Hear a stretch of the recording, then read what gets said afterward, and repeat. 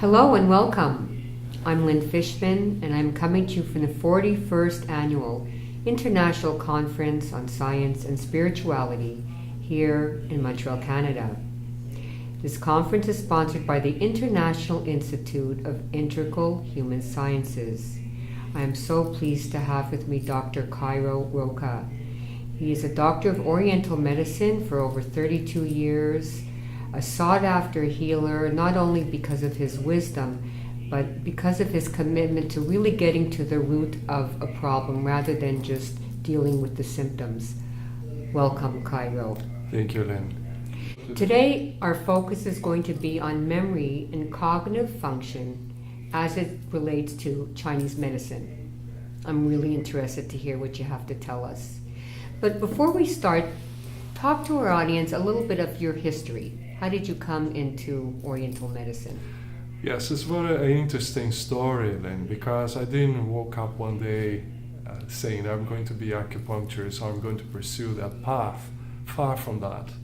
I started as a geologist. I studied geology at some point in my life, but then I realized that I missed some contact with people.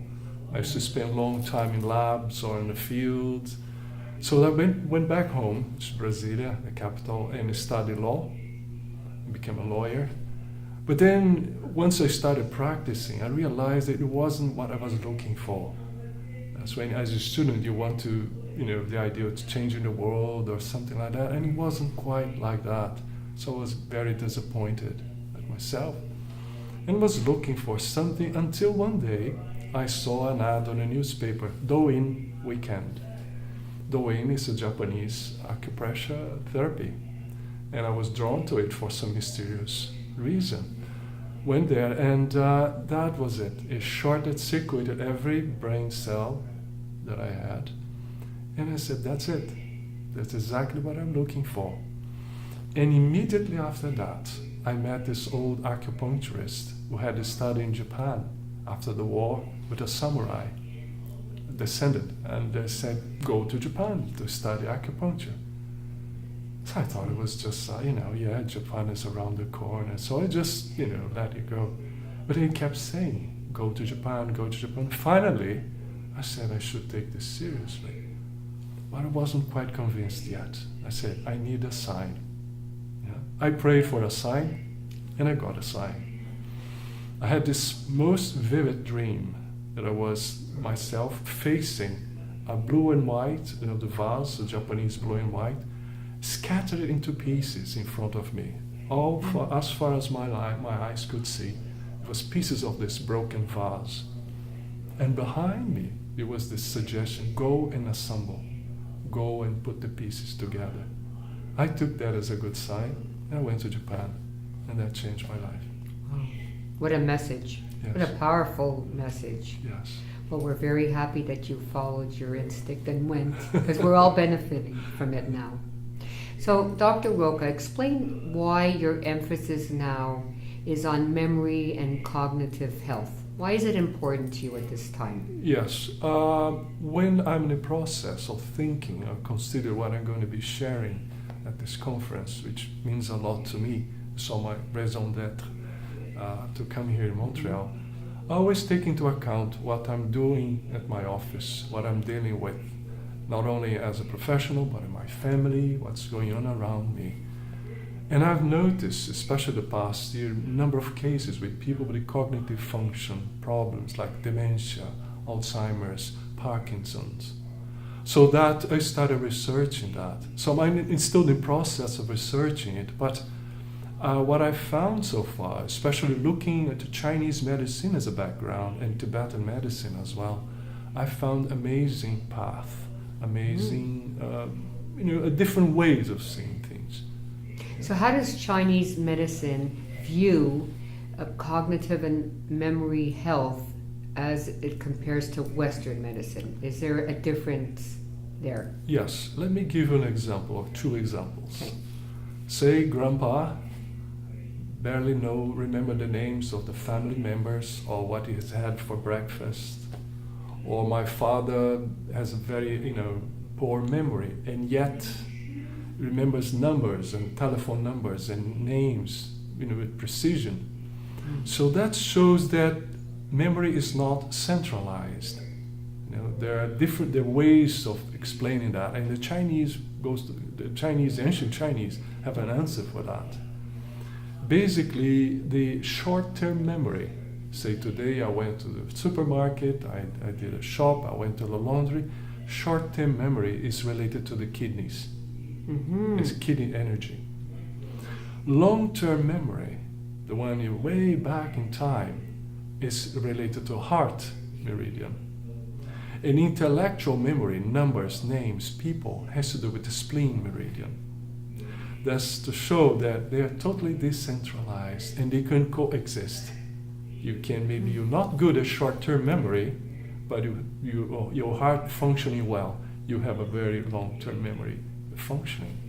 We know now that a short-term memory, as the name suggests, is short-lasting, but over a period of time, if it lasts a few days or so, and then they're going to be stored in that, it becomes long-term memory at some point. Yes. So what is new now? What is new is transformed into something old and stored in a different compartment. But the most prevalent problem, the most thing I see in my practice that affects short-term memory is fear. Because the emotion fear is very much associated with the kidneys. Right. So the kidneys suffer with fear. And if you have an element of fear over a period of time, you're going to affect the kidney meridian, or the energy, which in turn is going to affect worrying, which is to do with spleen, and the heart. The heart is the last one to be affected. Okay? But fear is the beginning of everything.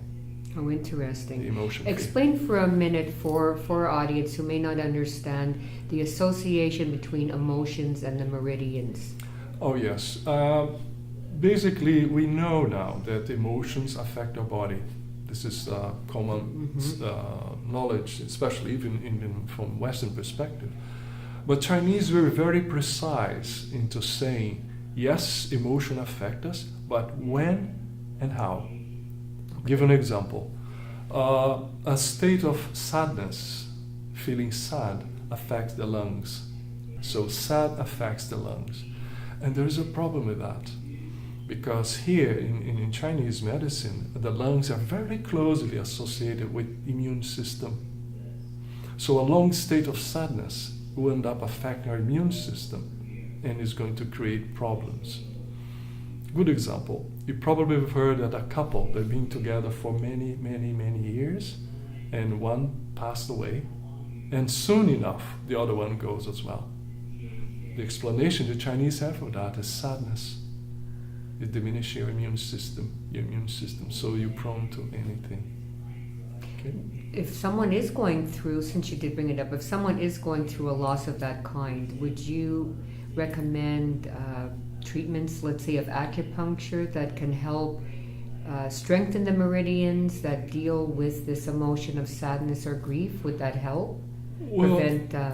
Yes, that would be a path. But most important thing is that number one, if the person wants to do something about it, because the will is very powerful, and true healing, in fact, is self-healing.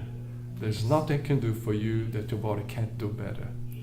My role as a therapist is just to initiate the process and stand back and see wonders. So if somebody wants to do something about it, yes, it's possible. There are ways in acupuncture, there are the therapies, there are flower essences, there's essential oils, there are a number of things, but you had to start with the will. Share with our audience some natural remedies to promote our memory and our cognitive health as we age. Yes.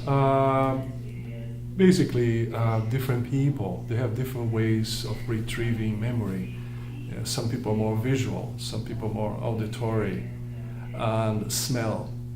Smell is one of the most basic form of retrieving memory, because we know now that from 0 to 10 years of age, smell, the odor, is the most important form of memory retrieval.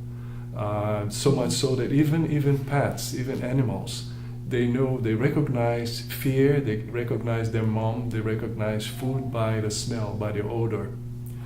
And from 11 to 20 or more, that's mostly visual and auditory.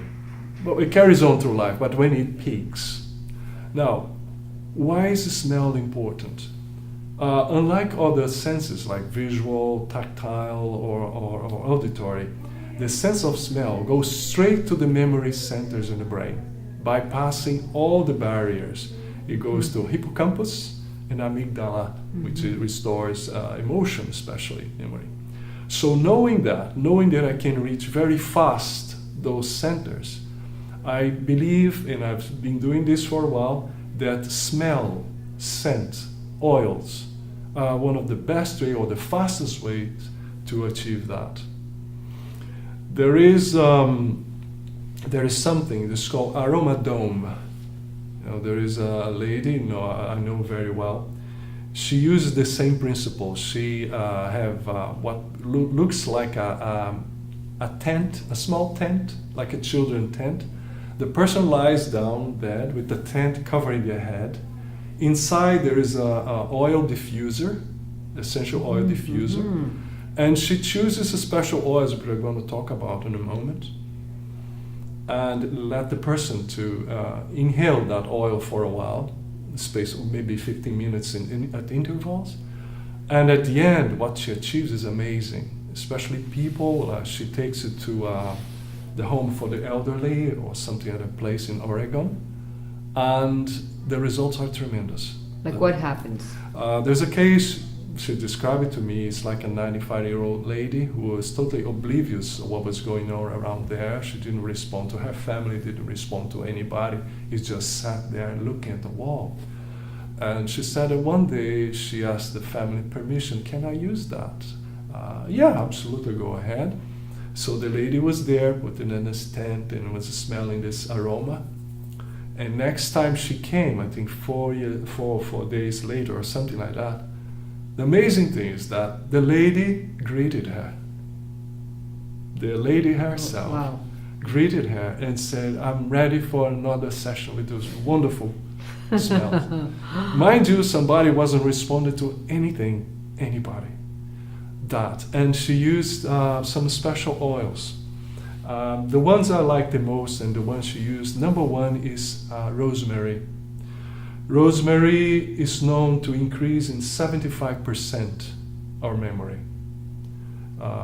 It's not me saying. Even the cold pepper, which is a herbalist from 16th century, was praising the benefits of rosemary, rosmarinus, for memory. The second one is sage, salvia officinalis. It's also very powerful for the brain. The third one is cedar wood, cedar. And the fourth one is frankincense. So those are one of the most powerful memory enhancing and brain enhancers known to me. So either used in isolation or together. And especially if somebody has cognitive function deficiency or problem with that, it's best to have that in a diffuser close to.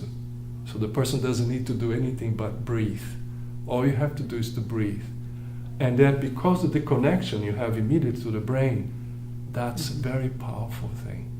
So that's why I want to ask you, would an ordinary diffuser work at home or at the same? I don't know if it's the same as being in the tent, right? Absolutely. Yeah? It's a diffuser, or you can just, if you don't have anything, just put some, mix with some oil, because some of them are very strong on the skin. And rub your head, your neck, smell. So the same effect. I actually have frankincense on my wrists. Yes. Felt compelled to. Well done. And I'm sharing something that I've proven this over and over. If you want to say you're preparing for an exam or something that requires lots of, to study a lot, and you want to make sure that you're going to retrieve all that information, there is a way using this knowledge I just shared with you to achieve that. It's as you study, as you read that, just have a smell an essential oil, always sniff and carry on study. Carry on study, occasionally smell and carry on study. The day you're going to be writing about that or doing an essay or something like that, make sure that you have the same smell nearby. And that connection is going to retrieve all the information there. Recently, a friend of mine was studying for the bar exam, the law bar exam in Nassau. I share with him this knowledge about the memory and the essential oils. And was telling Cairo, I was writing so much that my hand was hurting. Oh, wow.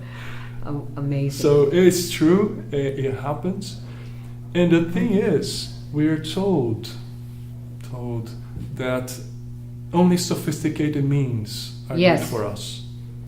But in terms of energy, as you know very well, we all know very well, less is more. Yeah. If it's something very simple, like just drinking a glass of water, it can create a tremendous ripple effect. How often would a person have to do this diffusing every day? Is it 5 minutes? Is it 15 minutes? Yeah, I think you can start with something small, because sometimes the person is not prepared for that. I'll start with small, let's say 5 minutes at a time, and just make yourself, grow up to say 50 minutes at a time. And does the quality of the oil make a difference? Yes, that's very important that you find organic-based oil and in good company that's reputable, because it's very, very powerful. I heard you mentioned the role of emotions in the health, memory and cognitive health. Could you elaborate a little bit about that? Yes. One of the things that I would say, there are a number of forms of activating or stimulating the plasticity of the mind. Now that includes emotion, everything. And a few of them is, number one is be mindful, like a child. Don't take things for granted. Just say if you walk in the fields, just stop occasionally and pay attention to the ants, the beetles, all the flowers, a little fall. Be mindful. Be interested in what's going on around you. Okay. Number two, humor. Cultivate humor. Just don't take yourself too seriously. Just laugh more. Number three, it's important to create, be part of something, part of community, or just to feel yourself needed. This is very important for you. Number four, cultivate good feelings. Cultivate good feelings and in general. And also, it's important to have good eating habits. So whenever you can, if you have a chance, try to eat more organic. Yes. Use, as the Chinese say, most important things are moderation and common sense. Use your common sense. But basically, have a positive attitude. Well, I know you're a go-to person for many of us here, so I want to say thank you. My pleasure. For sharing your wisdom with us. My pleasure.